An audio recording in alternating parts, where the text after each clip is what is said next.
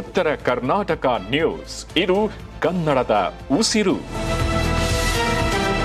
Washington ಡಿಸಿಯಲ್ಲಿ ನಡೆದ 9ನೇ America Bharat ಆಯಕಟ್ಟಿನ ಪಾಲುದಾರಿಕೆ ವೇದಿಕೆ ನಾಯಕರ ಶೃಂಗಸಭೆ 2026ರಲ್ಲಿ ಭಾಗವಹಿಸಿ ಮಾತನಾಡಿದ ಭಾರತಕ್ಕೆ ಅಮೆರಿಕದ ರಾಯಭಾರಿಯಾದ ಸರ್ಗಿಯೋ ಗೋರ್ ಅವರು ಭಾರತ ಮತ್ತು ಅಮೆರಿಕ ನಡುವಿನ ಬಹು ನಿರೀಕ್ಷಿತ ದ್ವಿಪಕ್ಷೀಯ ವ್ಯಾಪಾರ ಒಪ್ಪಂದವು ಅಂತಿಮ ಹಂತಕ್ಕೆ ತಲುಪಿದೆ, ಶೀಘ್ರದಲ್ಲಿ ಜಾರಿಗೆ ಬರಲಿದೆ ಎಂದು ತಿಳಿಸಿದ್ದಾರೆ. ಈ ವ್ಯಾಪಾರ ಒಪ್ಪಂದವು ಒಂದು ಬೃಹತ್ ಮೈಲಿಗಲ್ಲಾಗಿದ್ದು, ಇದನ್ನು ಯಶಸ್ವಿಯಾಗಿ ಪೂರ್ಣಗೊಳಿಸುವುದು ನಮ್ಮ ಗುರಿಯಾಗಿದೆ ಎಂದು ಅವರು ಹೇಳಿದ್ದಾರೆ.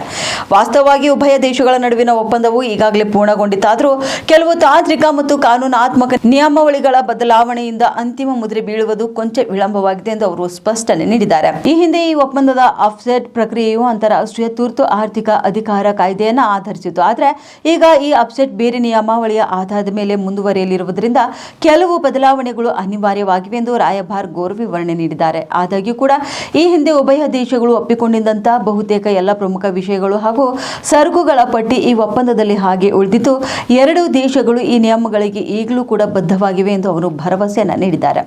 ಇದೇ ವೇಳೆ ಹರ್ಷ ವ್ಯಕ್ತಪಡಿಸಿದ ಅವರು, ಈ ಐತಿಹಾಸಿಕ ಒಪ್ಪಂದವು ಅಧಿಕೃತವಾಗಿ ಜಾರಿಗೆ ಬಂದ ತಕ್ಷಣ USISPF ಮುಖ್ಯಸ್ಥರಾದಂತಹ ಮುಕೇಶ್ ಅಘಿ ಅವರು ಭರ್ಜರಿ ಸಂಭ್ರಮಾಚರಣೆಯ ಪಾರ್ಟಿಯೊಂದನ್ನು ಆಯೋಜನೆ ಮಾಡಲಿದ್ದು, ಆ ಯಶಸ್ಸಿನ ಕ್ಷಣಕ್ಕೆ ನಾವೆಲ್ಲರೂ ಸಾಕ್ಷಿಯಾಗಲಿದ್ದೇವೆ ಎಂದು ಅವರು ಆಶಯವನ್ನು ವ್ಯಕ್ತಪಡಿಸಿದ್ದಾರೆ.